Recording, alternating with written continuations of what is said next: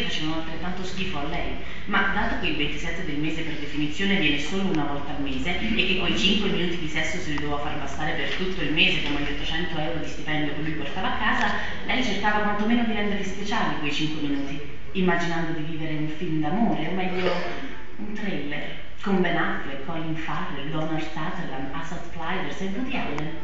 E mentre lo faceva con gli occhi chiusi con lui, lei pensava per un minuto a testa ai primi 4 e riservava la parte finale della staffetta, quella della figura di merda, a Woody Allen.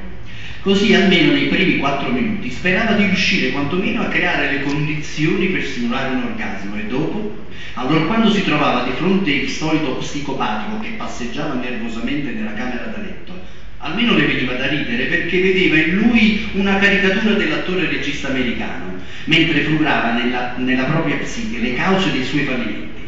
Lui ne individuava una e una sola come causa dei suoi fallimenti: lei.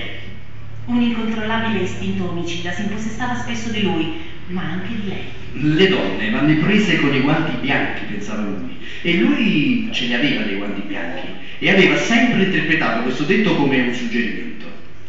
Allora, quando avesse finalmente trovato il coraggio, sarebbe stato opportuno utilizzare i guanti per strangolarla, per non lasciare impronte sul suo collo. Lui trascorreva giornate intere a guardare quei guanti bianchi, ma non trovava il coraggio e quando trovava il coraggio non trovava i guanti, perché lei nascondeva sempre tutto. Quello era uno dei diversi milioni di motivi per cui lui pensava che i guanti erano stati inventati apposta.